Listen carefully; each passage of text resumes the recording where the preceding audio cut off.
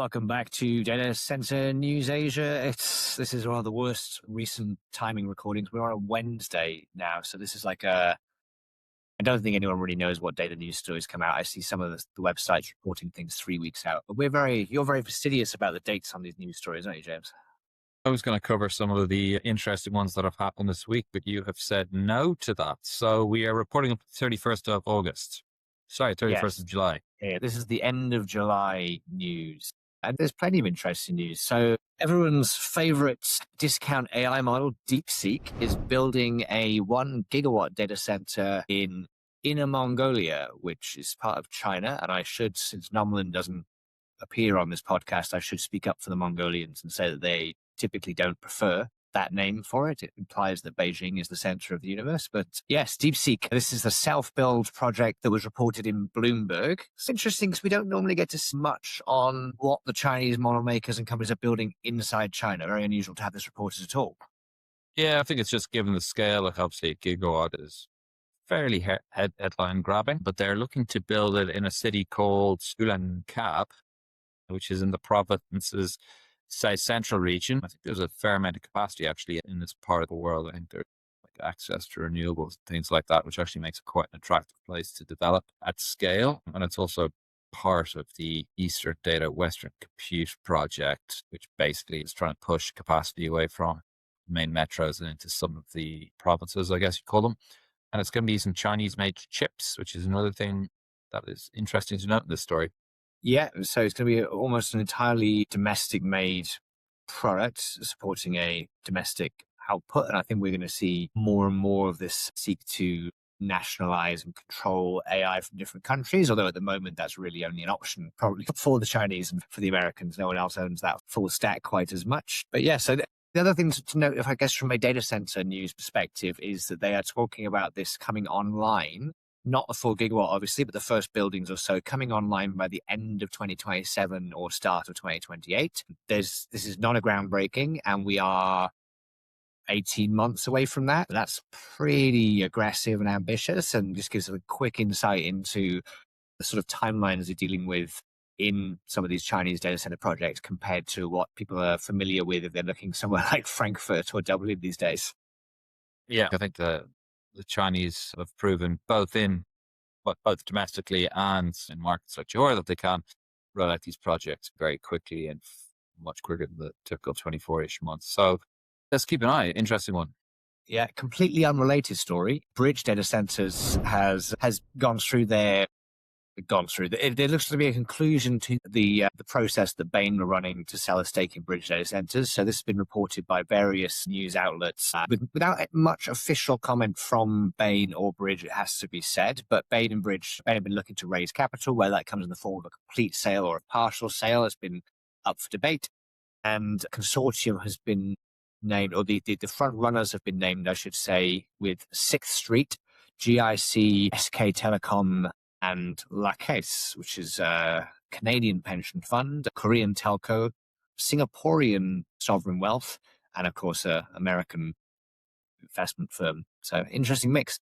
Yeah, the reports I've read have said that Bain are looking to sell up to 50%. I know in instances like this, it's quite often flexible as to whether it's percentage or the whole business. But yeah, 50% seems to be the number that's doing the rest. Bridge have been very successful, obviously, in a number of different markets, but I think particularly so in Johor, where they've got hundreds of megawatts live and hundreds of megawatts also in development. So yeah, as you mentioned, an interesting mix of companies. Like you can see why they would all be interested, but for obviously quite different reasons. So let's see what happens, whether it's a few of them buying smaller stakes each, or if indeed one or two merge to take the stake on.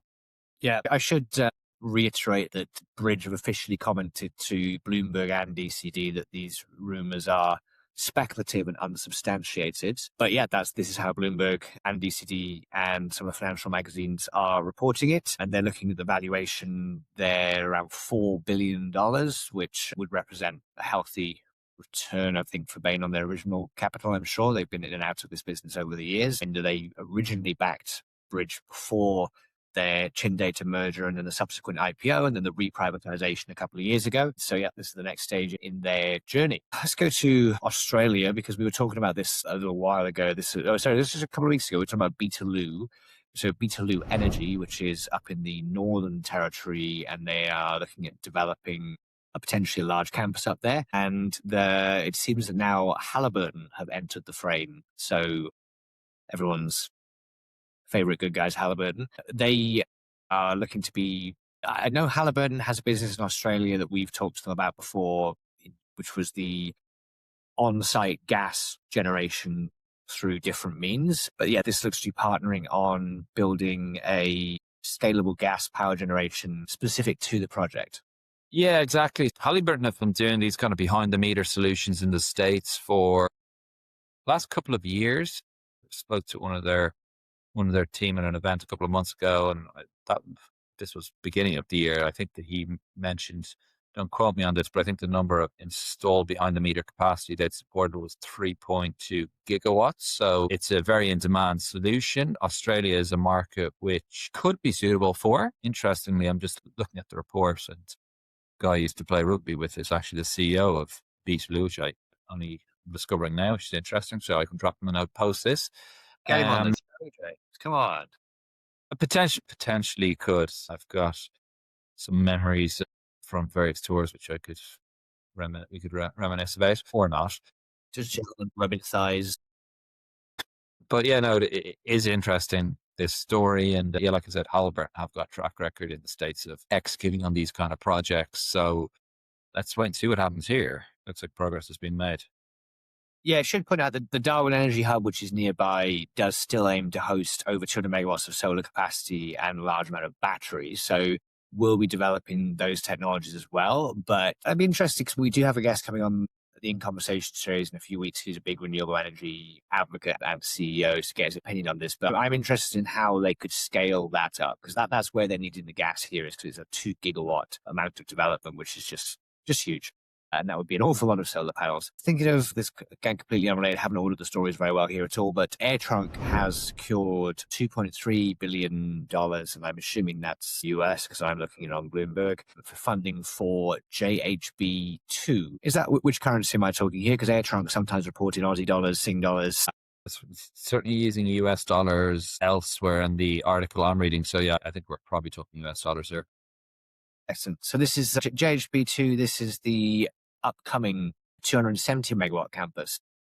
Yeah, it's the one across the road from their original site. Yeah, JHB1 is 150 megawatts, if I'm not mistaken, and this is the 271. Yeah, so congratulations on the continued capital raising. Interesting that the loan was backed by 30 local and international financial institutions. So to get a deal of this size off the ground, you need BNP, Credit Agricole, DBS, ING, Mizuho, MUFG, SocGen, Sumitomo Mitsui Banking Corp, HSBC, and UOB involved, just as the scale of these projects now. And this is hot on the heels of us announcing, or us talking about IFC also providing 175 million, I think it was. So yeah, just given the scale of these projects now. Yeah, so that's quite a few different funding sources. And if you watch our upcoming In Conversation interview with James Druce, he explains to me why that's not necessarily a problem, if anything, a strength of the current capital markets for data centers, this kind of diversity in capital sources. The other sort of story I saw from adjacent to Johor, I guess it'll be the other side of the ocean where they're going to put this in, floating data centers, or this is a offshore underwater it is floating. Sorry, it is floating data center. So this is a follow-up maybe from the capital pilot before. This is a company called Seatrium, who I'm not hugely familiar with. They are an offshore drilling specialist, and they're working with Bureau Veritas on this one. Yeah, so announced plans for a pilot 30 megawatt floating data center. So I don't know how you pilot a project like that, but as you mentioned, designs have been validated by Bureau Veritas. Yeah, it looks the picture here, it looks like the data centers might get wet, but who knows? But it'll be 5 megawatt modules, which will resemble large shipping containers and deployed on a jetty moored, non-propelled barge. Yeah, we've seen a few different floating and water-based data. There's obviously a lot of news recently about the Chinese one that's going underwater. I think Microsoft tested and then abandoned Project Nautilus in the past. And I saw recently that Maxie Reynolds off of Subsea Cloud was recently in Singapore as well, talking to people about their upcoming projects. So I think Singapore will continue to remain a hub for innovation as people look somewhere where there is the capital and there is the appetite to try things a little bit different to get to beat the land and power constraints that we have here. Yeah, yeah. Who knows? Maybe this will be the future. It's yeah, definitely want to keep an eye on. And I've just sent a LinkedIn request to the individual who's quoted in the article. So let's see if he comes back to me, and maybe we'll have more news next couple of weeks. Another one from Korea. This is, I think we talked about last week about the and various partnerships that were happening together for a couple of gigawatts. This is, I think, additional to those announcements. And this is LG investment of $910 million in a 200 megawatt data center, which by my maths is nowhere near enough to build that data center. So I'm not sure who else is participating in this with LG. Yeah, so it mentions an additional 910, and previously they had announced 440 megawatts. I don't know, maybe they were looking for a capital partner previously and have just decided, okay, let's just provide, or let's just do the additional capital ourselves. Because if you add those two numbers, if you add what, 910 and 440, you're getting in and around what it could cost if you're using kind of the basic $10 million a megawatt number. So maybe, yes, still sounds like they may be a bit short, but it is them doubling down on a previously made investment. Because we first reported on this one back in 2025, actually, and at the time they were highlighting a 2027 completion date. And this is like further north than we usually. So Paju, easy for me to say, is towards the North Korean border from Seoul. Interesting to see how this project is getting along. Haven't seen much on the groundbreaking, so they'll have to build it fast. Yeah, I'm heading up to Korea in a couple of weeks' time, so may be able to report back on what's happening. Get yourself up to the demilitarized zone and let us know. And then the last one, I think we've got a two-part congratulations. So congratulations to Dro Kraparota, who is the new CEO of Leading Edge Data Centers. And I guess that by default means a congratulations to a friend, Chris Thorpe, who has moved into the role of executive vice chairman, which is normally a stepping stone on the road to finally retiring after building up a successful company and handing over the reins. Yeah, congratulations to both. I was actually with Chris not that long ago down in Sydney, and like they've done a lot of pretty exciting things, and they've made a success out of that business. So yeah, I'm sure Joe, I've never met before, but I'm sure he'll be looking to build on the foundations made by Chris. Yeah, congratulations to both on what's a pretty interesting platform. So yeah, well done. Yeah, the ever shifting definition of edge will follow them. All right, we are over time, and I have to jump onto a call, so we'll call it there. Happy whatever day this comes out. So yeah, thanks everyone.